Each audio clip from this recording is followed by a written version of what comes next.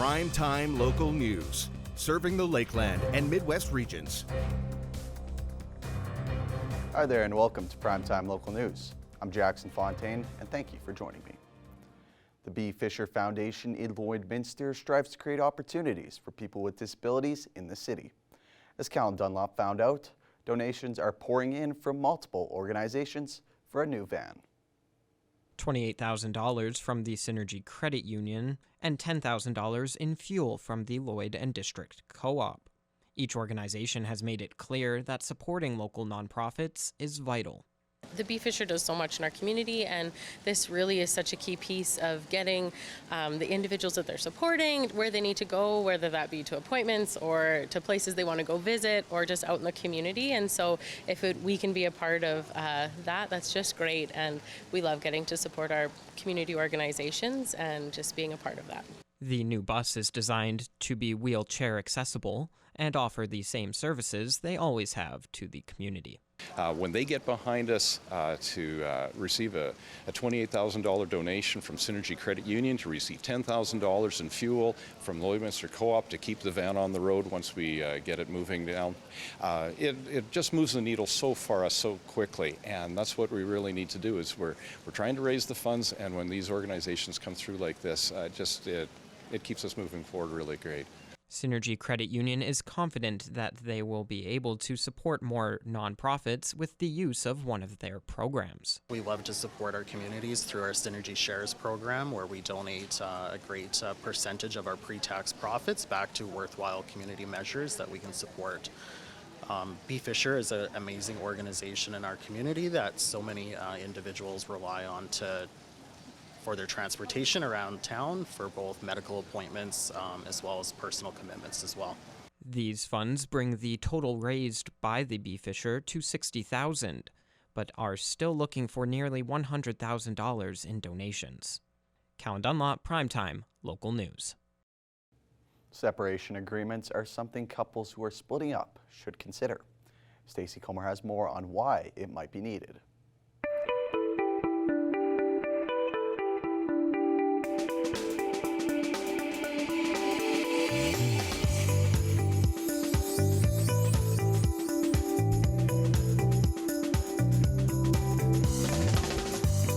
It's that time of the week again when we have Stephanie Dobson join us. Stephanie is a lawyer, mediator, and online educator with Hankett Divorce Law and Mediation. She has offices in Edmonton and Lloydminster. Stephanie, thanks for joining me today. Nice to see you as always, Stacey. We are talking separation agreements today. So the first thing I want to know is, why would you need one of these if you're going through a divorce or separation?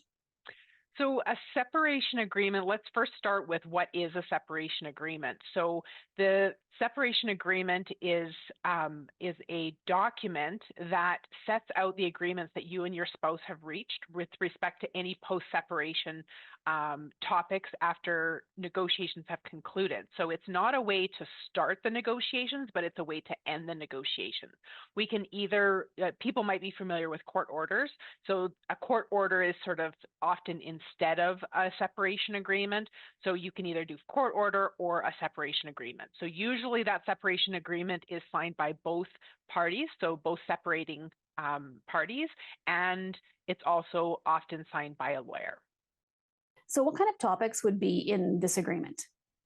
So usually there's a number of topics. So first, I like to say there's what we call a parenting plan. So a parenting plan consists of parenting scheduling, it consists of decision-making responsibilities, and sometimes it can even contain a communication plan if the communication is difficult between the two of you. It also contains issues with respect to finances. So there's child support if there's kids involved, and that's, of course, the financial support for the children. And then there's spousal support on the other hand, which would be support for one of the spouses post-separation. And then the last topic that's in there is what's called division of your property, so division of assets and debts. So there's division of the big items like a house, a vehicle, a bank account, a business, and some of your debts. And it's also with respect to how to divide your household contents.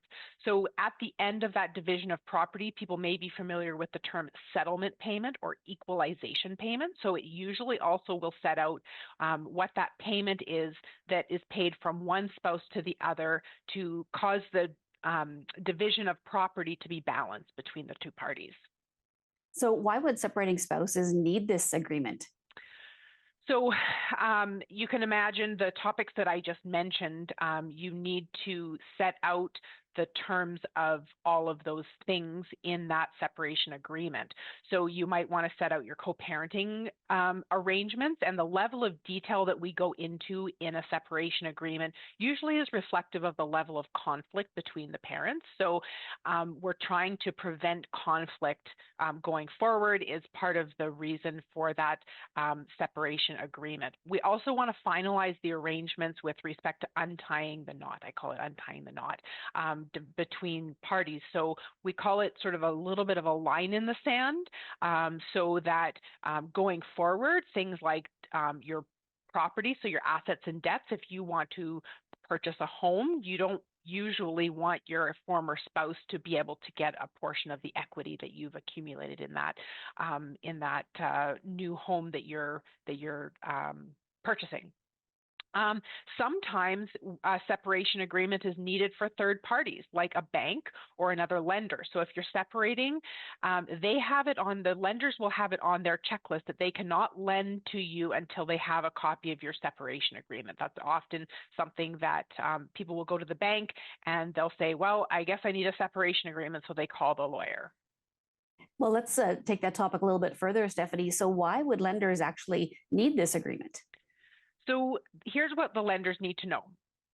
And these are the topics that will be covered in your separation agreement. The first topic is your income and expenses with respect to the separation. So in that separation agreement, you might have support obligations. So this will factor into your ongoing expenses to determine whether you qualify for the loan at all, or the extent to which you qualify for a loan. And the second part on the flip side of that is what kind of support will you be receiving? So there's some types of loans that will factor in child and spousal support into your income to determine whether you qualify for the loan. Now, on the property side, the assets and debts side, the question for the lenders is what assets and debts will you be retaining so that they can figure out what your net worth is. You may have filled out a net worth statement for any kind of loan that you acquire, and that's the same thing. Is they want to know what you'll be keeping, because sometimes there's assets that are in your name currently, but based on the separation agreement, like something like a house, for example, you might be staying on the house and the other person coming off, or you might be coming off the house and looking to buy a new home. And so the lender needs to know that whether your name is going to stay on that asset or come off of that asset. Now, here's my tip of the day. Even though the lenders will need the signed separation agreement in order to qualify you for the loan, I certainly recommend that you take a draft separation agreement to the lender to at least start that qualification process, because there's no point in you agreeing to take over the family home, for example, if you're not sure whether you're going to actually qualify for that. If you decide you need a separation agreement, how do you get started? So with the families that I serve, I always start out with an initial consultation. So call into a law office or a mediation office and ask them what their initial setup is for the intake of new clients. So the first thing is the initial consultation. Then after that, we need the negotiations to start. So we've talked before about how the heck do you negotiate a separation agreement, or how do you negotiate a separation and divorce? You can negotiate it yourselves, just the two parties. You can use mediation, you can use collaborative divorce, or you can go to court. So the separation agreement itself is the result of those agreements being reached between the parties once everything has been concluded. All right, Stephanie, well, thank you so much for joining me once again, and we'll be back to chat again next week. Nice to see you, Stacey.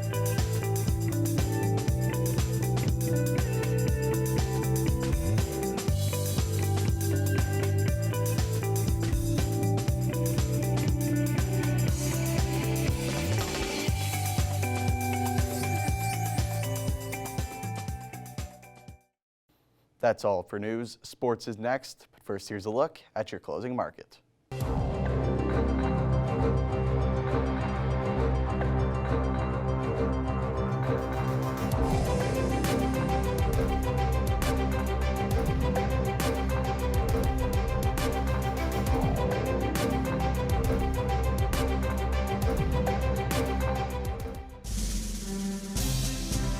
Today's oil prices are brought to you by First General Services.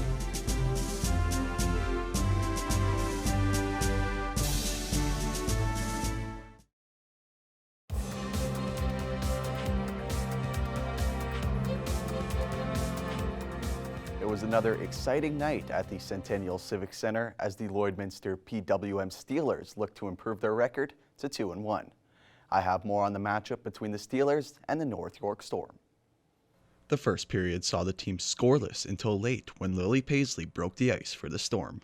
In the second, it was 2 quick goals by the Storm, and all of a sudden the Steelers found themselves down 3-0. Well, I thought we came out pretty good, and I just thought we we made one mistake in the first period, cost us a goal, but then we kind of gave them 2 easy goals in the second period to kind of get the 3-0 lead.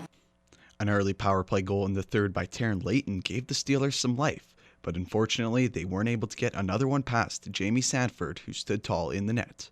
The game ended 3-1, which dropped the host team's record to 1-2. I don't think we played our best. The third, we kind of came out and we battled hard, but we just gave them chances that they shouldn't have had, and I don't know, it just wasn't our best game, and we know we can be better, and I think we can be throughout the week.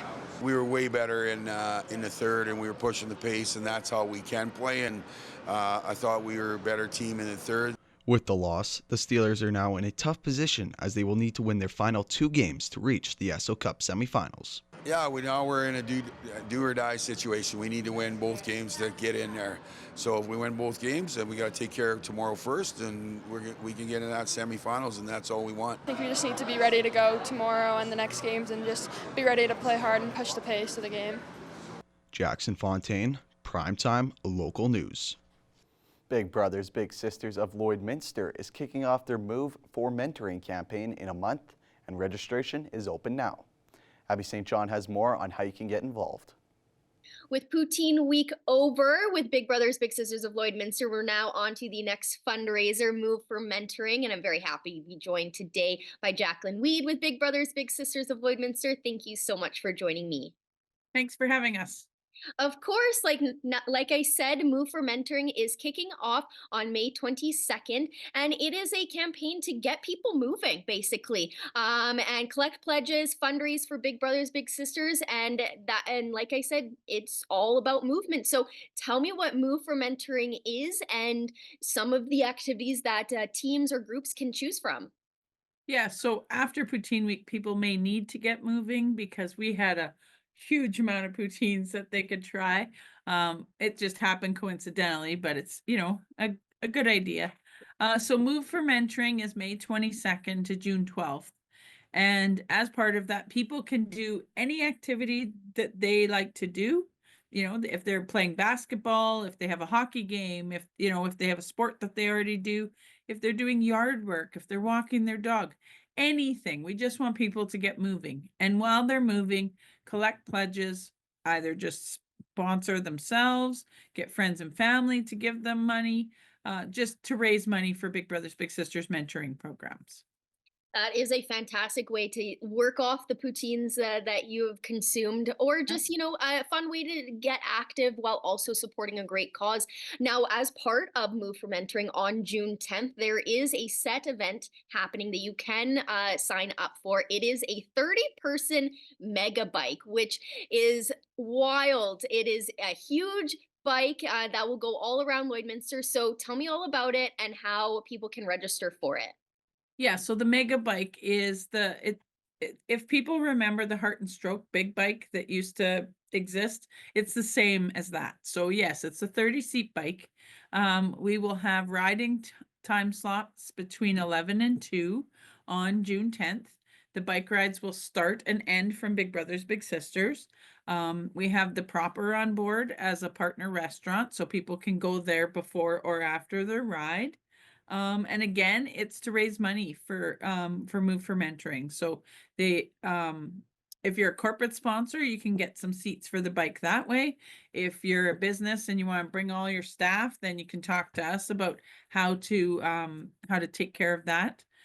Or if individuals just want to ride, we can hook them up as well. So it'll be about a 3-kilometer ride. It'll go through downtown, similar to the parade route.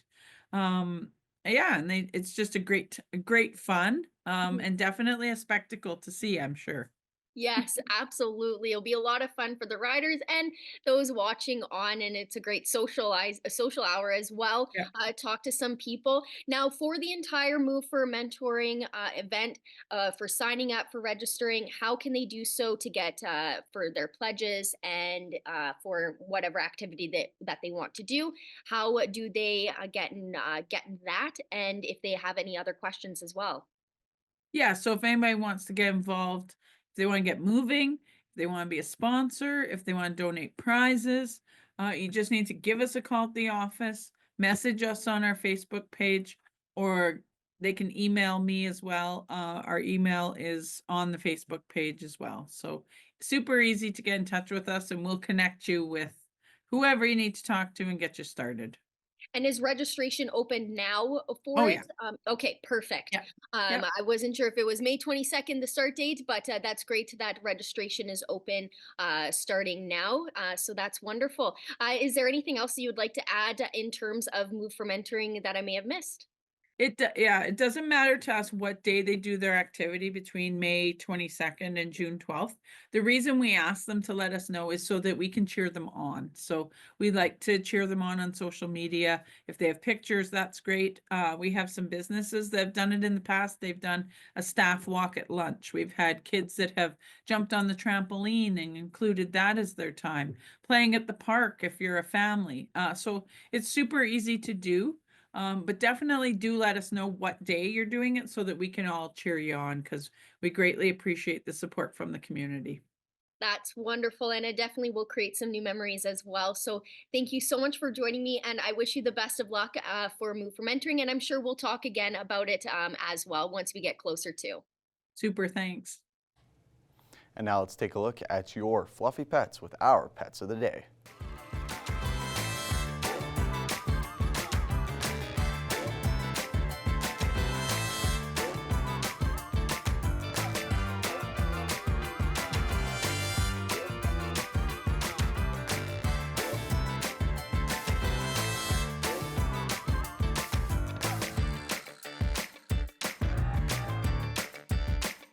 Send photos of your pet and their name to have them featured on Pet of the Day.